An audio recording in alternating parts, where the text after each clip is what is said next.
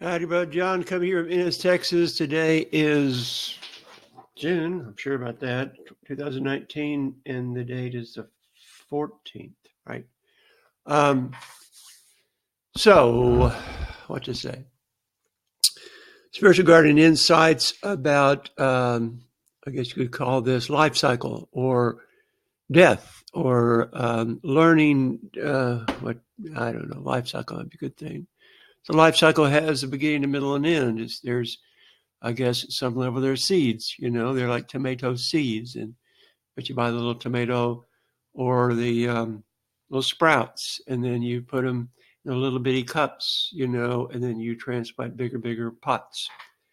And some do well, some do poorly, and some things you can facilitate and help along, and some things you just can't change. And let's talk about that. Let me remind you, I'm new to gardening. So it's kind of like beginner mind, new, weird. Okay, that was different. The first thing to mention is this is June. So we passed, obviously, March, April, May. And in the stores, they've had those pots with the hooks on the top of the three wires in the pot. And then you have these flowers. They're all colorful and cool, and maybe one kind. And for whatever crazy reason, I can't ever remember this, but in this area right now, where I'm staying, there's this particular variety of flowers. I don't know the name of it, but it's circular, and it's red all around with like triangles of white into it. So it's red and white, and it looks really cool. I'm really pleased and happy with it. And a lot of people, my neighbors, mostly all women, bought them pots and put them out on their porch so I can see them, right? As I do my walk. It reminds me of something. And some do well and some do poor. So besides that particular pot, there's many other different kinds, many different types of flowers, and some of them have several different kinds of flowers in them, and they look really good at the store. And again, this is the grocery store, not the florist, the grocery store, where they go to get the groceries regularly, and the markup is not small, surely. It's a good profit margin for Yale Grocer. But I'm seeing a lot of them are not doing well and are slowly dying. Some of them quickly dying. The one I bought had about 3 or 4 or 5 different flowers in it, and they're really pretty and they're very promising and they were very colorful. It's like a potpourri, a collage. It wasn't like one red and white. There's like at least 3 or 4 different plants. It looked really good. I bought it across the street at the greenhouse of the high school. Well, Lucille, brought it home. I'm not sure if I started outside or inside, but went inside and outside a couple of times. And each of the kinds of plants died slowly. And this is about check the record, 6 or 8 weeks ago. And the last one died today. So I tried again outside. I have shade. I have, there's rain and indirect light and a little direct light. And I brought it inside right near my chair, and I could see it, and I would mist it and water it and put worm tea on it, and it still just slowly, one by one, died. And I don't know why. And I'm not alone. A bunch of other ones in the neighborhood died. So I don't feel bad about that. But it's kind of like, and there's a commitment in most people that I know to go organic, and that's a good thing. Organic. It's a good thing to not have herbicides, pesticides, insecticides, fake fertilizer, whatever on your stuff. And yet that means that they're all the more vulnerable to what? Diseases and bugs and all kinds of bad stuff. All kinds of things that will kill it. not slow it down, not harm it, not cripple it, kill it. The other thing that was into the day, into the cycle for me was there's a thing called Mother of Thousands, or sometimes called Mother of Millions. Lovely, kind of a big leaf thing. Well, leaf isn't that big, but it's kind of around the edges of the leaf. It has itty bitty, like little teeny leaves. Each of the teeny leaves can create a whole nother leaf of thousands. Well, I had one like that last year, and it grew for a while, and then it decreased and died. Well, the one today, this year, it started to get little holes on it in different spots, and the holes grew and grew and grew, and it looked awful. And I just now gave up. I put diatomaceous earth powder on it. I'd sprayed it with baking soda, water, and I put worm tea on it and water on it, and inside and outside, and direct light, indirect light, and it grew some, and then it just started, whatever it was being attacked. I don't know if it's a fungus or whatever, but it looked like a fungus. That's my guess. But and so I broke it into pieces and put it in with the worms. And likewise, the last little plant that was in the pot, I broke a piece and put it in with the worms. So that's, again, in what Jesus spoke in parables, which parallel. So he talked about sheep and shepherds. He talked about vine and vineyards. He talked about losing and finding coins. You can see that. So what's the lesson on the other side related to that? So it's kind of like, for me, it is that life is fragile and precious and vulnerable to death, to attacks of all different kinds. And it's not just to have for me, a project or an idea or a plan or an intention or a book or a hobby, but there's going to be things that want to slow it down, derail it, detour it, distract from it. And for it to flourish, it takes not just one thing, not just sincerity, not just planning, organizing, not the logical, rational, not the intuitive, emotional, but some of each.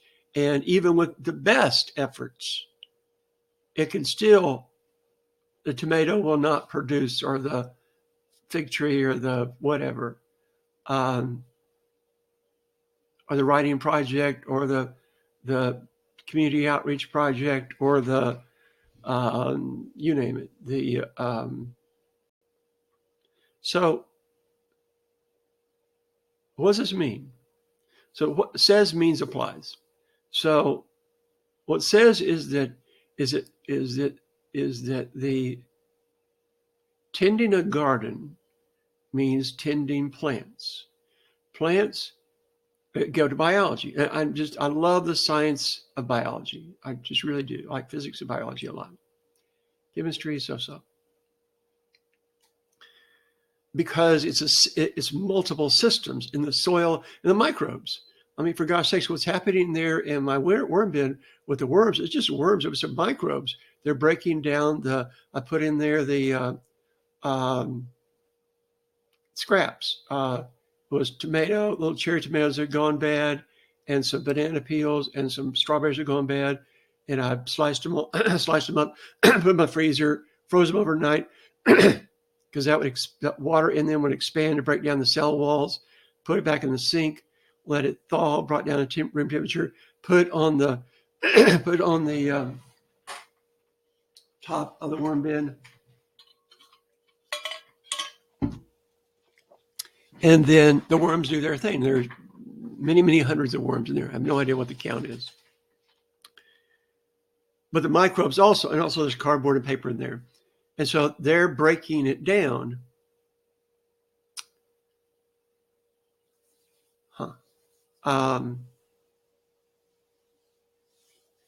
They're breaking it down little by little. And is becoming the compost that becomes a fertilizer for the plants. That's good. Some of the plants in the community garden are doing well. The onions are doing good. Some of the tomatoes are doing good. A few of the marigolds are doing good. A few died long ago. Sunflowers doing okay. Some trouble with the peppers. So it's the same area, the same sun, same rain, same everything, but some are doing better than others. And there's a few aphids there. So it's, and again, that's gardening. That is the, how many plants near here? Oh, I really like succulents. So what's doing well? So that was that. So what's doing well? And again, it's with me. Few years ago, there millions, because it's so prolific. Somebody passed around to several people. Some did well, some did poorly. I did poorly. And so what's done well with me is aloe vera.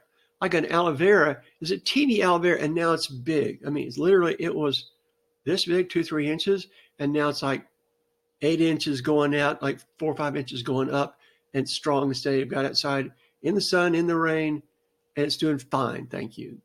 I got one Acoleus that was tiny, and now it's medium, and that's fine. I had a small jade. It's a little bit bigger, and that's fine. It's strong, healthy. You're in no hurry. I'm watching over a rubber tree plant in the clubhouse that was kind of neglected for years, I mean, 2 years. It was just kind of like, and so I brought out, watered it, and fertilized it, and put out what's got a little more sun, and tied it up so it doesn't get bombarded by people walking by, because right by the entrance door, and the people, their little carts, their walkers that have wheels. I'm liking it. I enjoy how it's coming along. And I went to the grocery store, not nursery, and at the entrance they had those succulent like pots that have several different ones, and they all look so beautiful. It's like, oh, that's so cool. And I really wished that it had just stayed like that. Well, it didn't, darling. It didn't. It had one that shot up really soon, and I really liked it. It was like, here we go, and it was like the whole outline of all the places was like a dome. Well, one was going way up, like 3 times as big. Went, okay, you get it transplanted. Put it into another pot, and it grew a little bit, and then it started to fade, and it fell away, died. And so that's one of the other ones I put into the worms today. It sprung up and died. Another one in that, I think I'll show it to you. I'll show it to you some other time. It has grown very, very, very, very slowly and steadily. I like slow steadily. Other one kind of stayed the same, and now it's dying. There's one that's kind of stayed the same, maybe grow, maybe the same. Kind of like, I'm not sure. So, and it's in the same setting, and they're different plants, and it's in the same me. So, what's that say? What's that mean? I don't know. But it's kind of like, accepting. I guess it's about accepting and embracing the reality of life, of plants, and of my life. It's kind of like there's things that started. It's like I'm looking up here across, and I really want to. I have wanted to get into drawing. I haven't done it. I got my drawing pencils out there and charcoals and Zentangles and sketch pads, and it's like it's all laid out on the dining room table, and I've spent a half an hour in the last 3 months on it.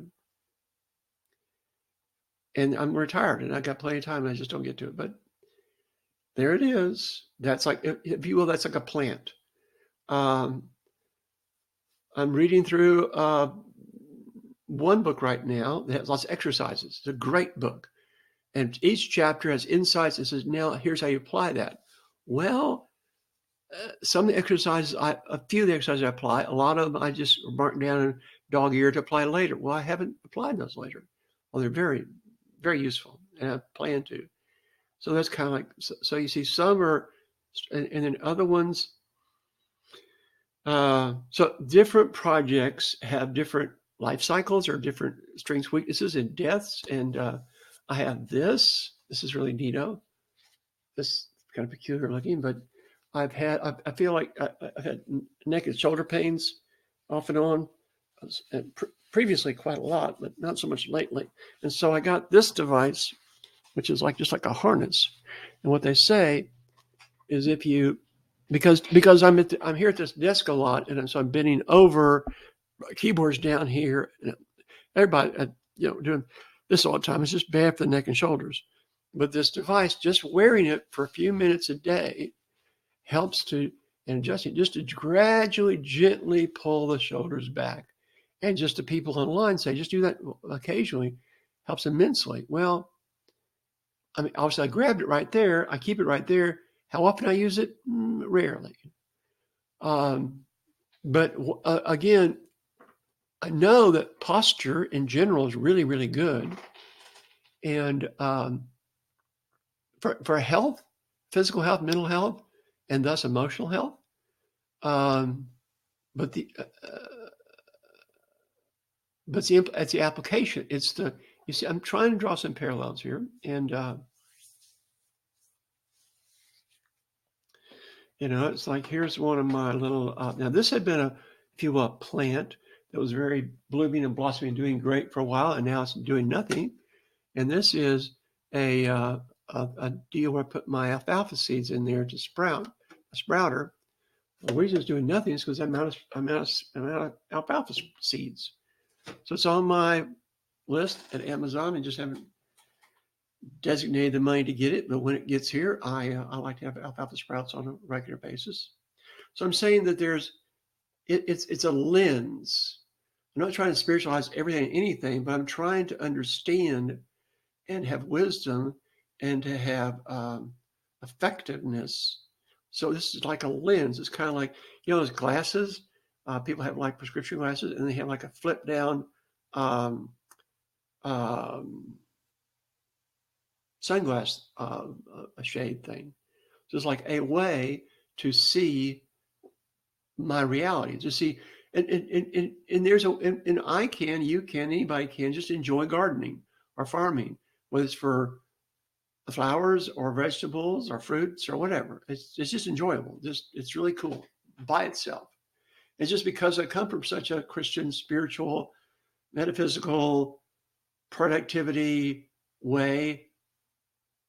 There's kind of like this, hey, and I see that Jesus spoke a lot in parables to teach lessons, and there's places in Proverbs and in that uses that, like go to the ant. It doesn't have any general, any leader, but they get the thing done. So yeah, that's all I got for right now. That's all I got for right now. Shalom.